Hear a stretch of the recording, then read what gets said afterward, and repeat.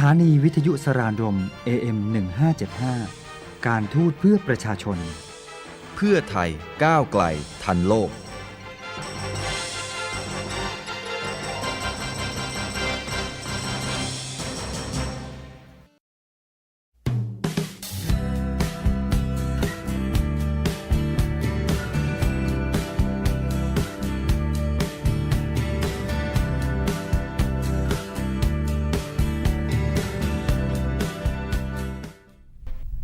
Swadika, it is now 6 p.m. here on Radio Saranrom AM1575, the radio station of the Ministry of Foreign Affairs of Thailand, the radio station for People's Foreign Affairs. You're now listening to News and Views with me, Venus Asawapum. I'd like to welcome officials of the Da Nang Department of Foreign Affairs to the Radio Saranrom today. Swadika. Swadika.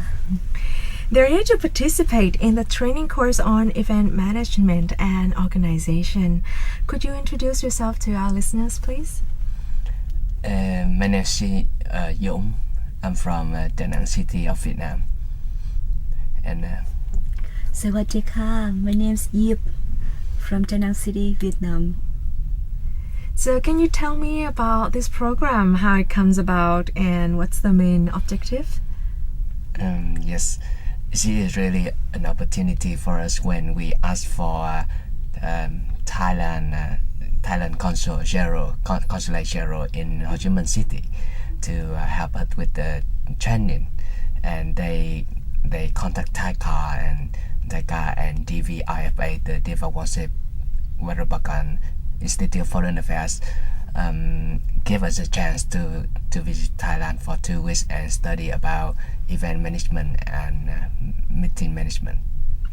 So what happened is that at Sathaban Thevawong Waropakan we have trainings offered to our partners worldwide, and for this event management and organization course, how many participants? Yes, there are 50 participants from different departments in Da Nang City. We are all officials from different departments. And before coming to some details interesting about this event, I would like to introduce a little bit about my city, Da Nang, Vietnam. As you know, Da Nang is the third largest city in Vietnam in the central, and it's very famous, well known nowadays for like a new destination of tourism to Vietnam. And Thailand is also in top 12 market tourism visiting Da Nang. And in Da Nang we are famous for like a new discovery of Asia, and there are a lot of new infrastructure, new buildings, new hotels, especially the 5-star hotels are rising rapidly in Da Nang with a lot of famous brand names like Intercontinental, Hyatt, Pullman, Mercure, yeah. And we hope to welcome all of you to Da Nang City soon. Well, it's a bustling city, and I understand that there is a specific reason why this course is happening. Something's going on, something very important is going on in 2017? Actually, it's not officially, but in 2017, APEC Summit will be hosted by Vietnam, and Da Nang might be chosen to be one of the places for some important events of the APEC, but and the official announcement will not be made until the beginning of next year. So we wait, but we are preparing for not only APEC but any other big international meeting coming to us. As you mentioned, Da Nang is not a city for tourism, but also we are making it a city of event. And like in 2016, we are holding an international event like the Asian Beach Games 2016 that was 2 years ago held in Thailand, Phuket, and also a lot of international event holding. So for the young, for the new officials of Da Nang's government, we would like to gain more experience from Thailand, which is a very famous country for holding events. So that is the reason that we are here to learn, to gain more. That's wonderful. It's actually, there's no such thing as being over-prepared for something. And I'm really happy to have both of you here with us today. And how long is this program and what kind of activities do you do?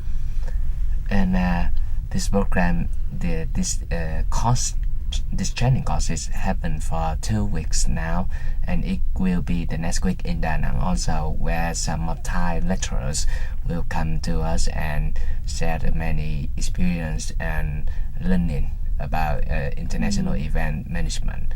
And so far we really enjoy the course where they teach us a lot about not only the theory but also the experience and the practices in event management, in welcoming the guests, in media protocol, publicity, and many other things which we really feel is useful to us.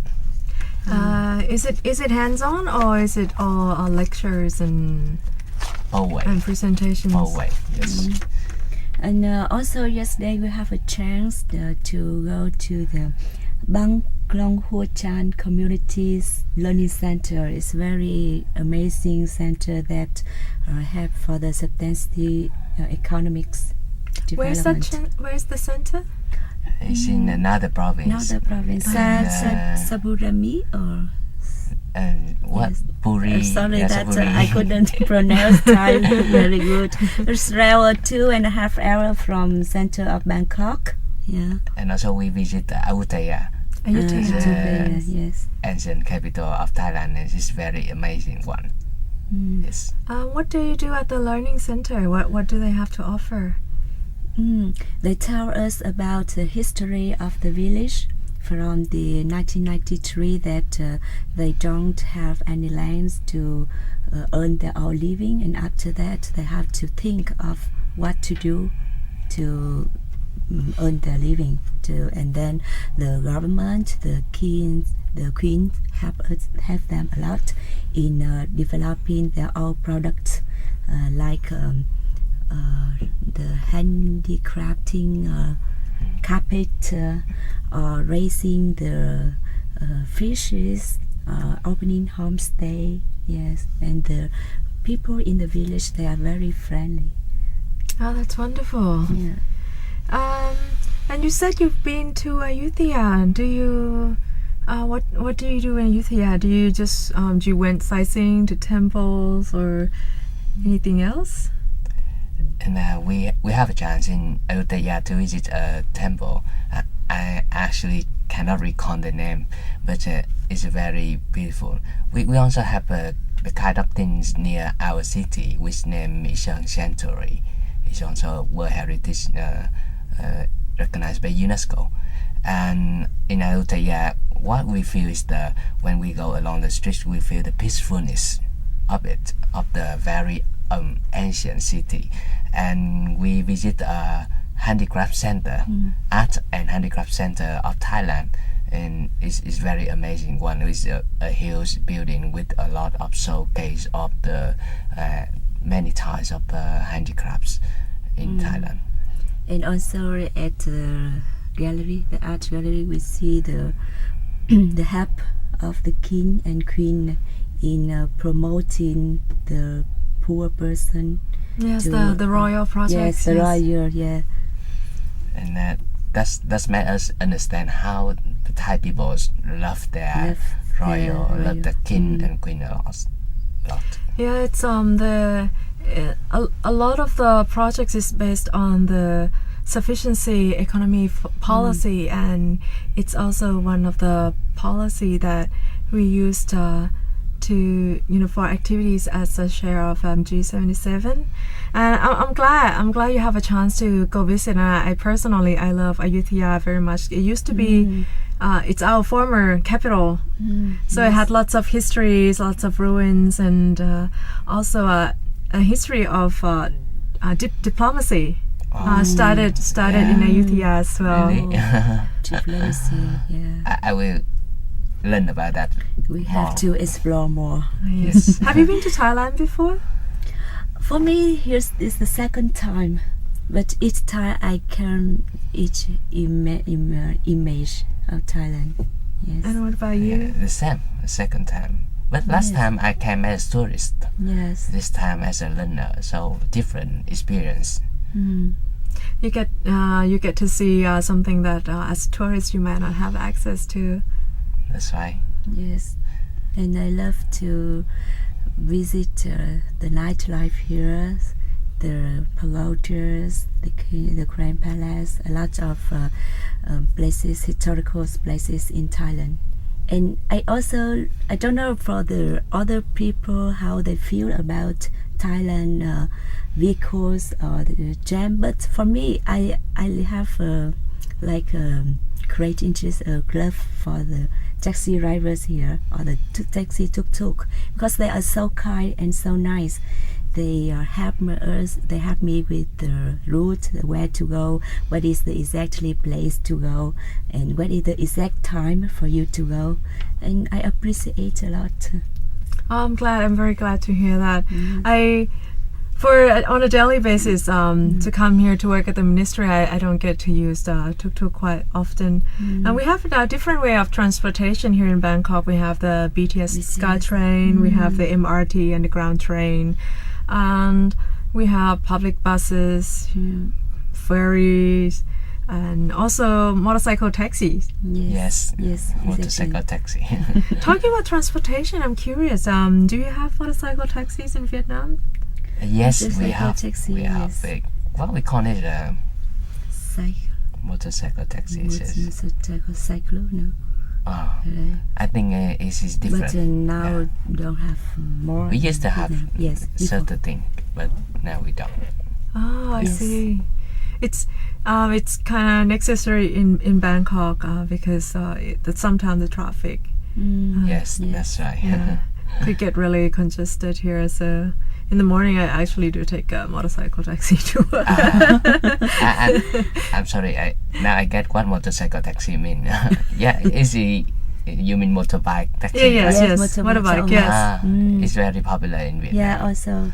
Sometimes we want to drive somewhere, and a motorbike is more flexible to us, especially in busy The days. difference is that most of the motorcycle taxi in Vietnam, they are around 40 or 50 or a little bit older. But here I could see that the youth at the young age, they could earn the living by motorcycle taxi. So they have the young, they're energetic, and they know a lot of places. Yes. That's wonderful, but I think we should take a little break, and we'll come back and talk more about Vietnam, and maybe about visiting Vietnam, places to go, where to eat, and what souvenirs we should get. Yes, thank you. So please don't miss that in Da Nang we will have a direct flight from Bangkok to Da Nang, so it much be more easier for the travelers from Thailand to Vietnam or to Da Nang, especially because you don't have to transit at Ho Chi Minh City or Hanoi. So just have the flight is around 1 hour and 20 minutes by Bangkok here. Okay, we'll be back soon. Thank you. Okay, welcome back to News and Views. Beside all the fun activities, we left off at motorcycle taxi, but I want to go back a little bit about the excursion in Bangkok. I'm very happy that it's not all about work. There's a little break that you get to go sightseeing, go see other provinces as well. What's your favorite things to do in Bangkok? What about you? For me, I of course, like all the ladies, I like doing shopping. Yeah, very huge places for doing shopping in Bangkok, like MBK or Central World, Siam, etc. and the quality services here are very good. So I love a lot. How about you?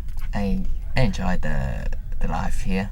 It's quite more dynamic than our city, and I actually enjoy the to live like a local. So I try to try local food, and I love reading books. So I go to every bookstore that I met, and also I enjoy watching cinema here too. Every shopping center have a very big cinema, and luckily they have original English subject, so I can listen to it. So the world is basically becoming smaller, and ASEAN, as you know, the ASEAN countries, we become the ASEAN community just last year, official inauguration. And you just mentioned that we have, direct flights from Bangkok to Da Nang already, and it's easy to travel nowadays, and you only need a passport. You don't even need to have a visa. Exactly. If you have free time, you have long weekend, you feel like it, you can always come visit Thailand. We can always go, enjoy ourselves in Vietnam, for example. But I'm just wondering, now that we are ASEAN citizens, so to speak, does it change anything in your hometown? Does it have an impact or an effect on the people? Yes, of course. For the general things, joining the ASEAN community is proud of us, of every Vietnamese people, and it makes each of us have to try our best to do what we are doing in days to catch on with other countries in ASEAN. I have many friends working around ASEAN. I mean, Vietnamese, my Vietnamese friend. One is working in Makati, Philippines, and even yesterday I have dinner with one of my friends working in here. So you can say that when the ASEAN community is open, it means that the job for all of us is all over a vast area of this region, Southeast Asia region, and it can mean that there's more and more chance to people, and it can also give more challenge to them, to every country that need to be more and more competitive to each other. And I think that's a good way to take the chance to develop together. Right, in to this develop and ASEAN to region. improve. So I think it's a good move when we come to ASEAN community. And for Vietnamese people, they also care about that a lot. They talk about it a lot. But it's just so soon to say what is the clear effect of it. So we come and see. We wait and see until all the things takes effect. But I believe in the positive side. Right. If things will. I think it's probably the same for Thai people, but on for students, they're very keen about being part of ASEAN community here, and lots of schools have courses focusing just on ASEAN, and their language courses, and I think a lot of listeners might want to learn about how to say, for example, hello, how to say thank you in Vietnamese. How do you say hello? Hello, xin chào. Xin chào. Yeah, and for thank you is cảm ơn. Cảm ơn. Yes, you say quite right. Cảm ơn. Yes. Thank you. Cảm ơn. Cảm ơn. Like when we In come Thai. here, we had to learn to say สวัสดีครับ and ขอบคุณครับ So it will be generalized. If you notice, for our ASEAN friends, in Thailand, we're trying to teach a little bit, words from ASEAN countries.